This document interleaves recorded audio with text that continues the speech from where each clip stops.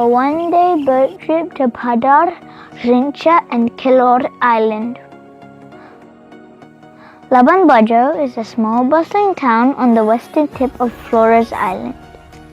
The town is the main hopping-off point for a visit to Komodo National Park, which has always been popular with intrepid and adventurous independent travelers. In recent years, after UNESCO listed the national park as a World Heritage Site, it has also become popular with holidaymakers and tourists from all over the world. Komodo and Labuan Bajo are now on the tourist map, and star-rated hotels are popping up in town with restaurants and cafes lining the street. The famous night stores in front of the marina at Kampung Ujung serve fresh landed fish, barbecued, and many other local culinary delights from afternoon until the early hours. Labuan Bajo is the main hub for trips to Komodo National Park. Komodo is the last remaining habitat of the ancient giant lizard known as the Komodo dragon. Many of the islands have beautiful sandy bays, fantastic snorkeling spots, but there are also natural attractions worth seeing just a short inland trip from town, including the Mirrorstone Cave, Chuncha Walong, and Chuncha Rami waterfalls.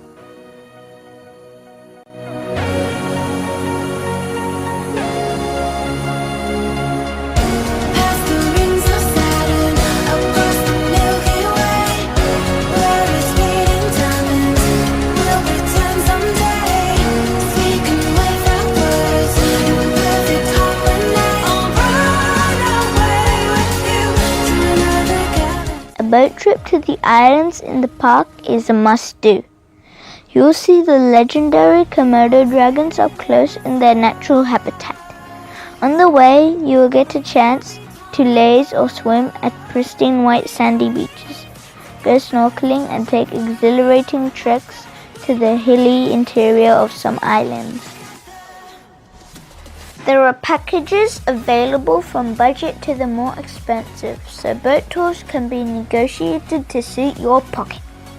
3 million rupiah can get you a boat and crew for a no-frills day trip carrying a party of 10.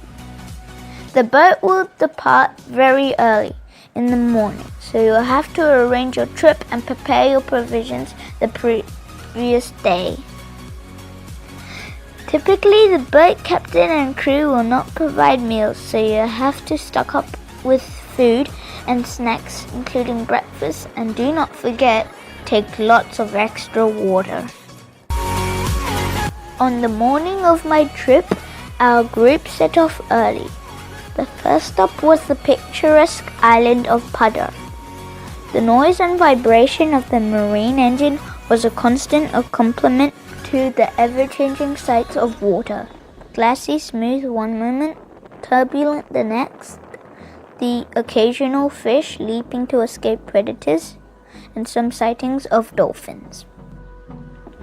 The tides around these islands are legendary. The colliding currents cause swirling eddies, sometimes large enough to make the helmsman take dramatic action.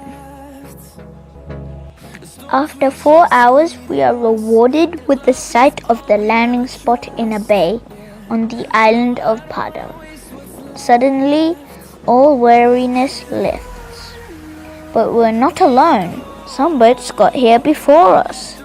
We clamber ashore, where a stairway is cut into the steep bank. Takes us from the beach into the interior. Soon, we are trekking up the iconic hill. It is dry and hot. Lucky, we carry a good supply of water to stay hydrated. After 1 hour, steep tough hike to the highest point of the island, we are rewarded with the most beautiful sight of one of the best panoramas of the islands.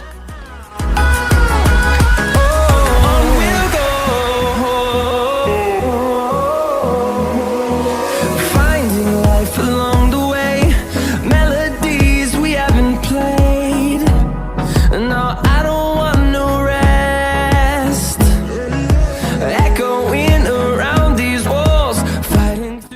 an image that has become an icon of Padar.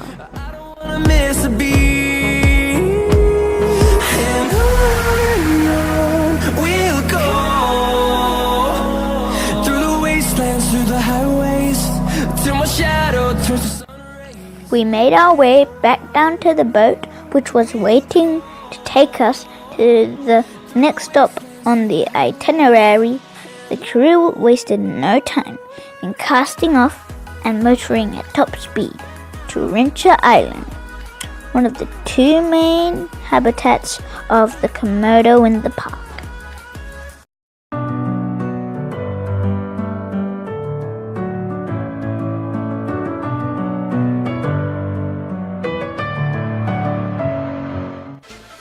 We paid the park entrance fees, and the ranger accompanied us on a short walk to see the Komodo nest, and he helped us to safely take photos and selfies with the Komodo dragons close up.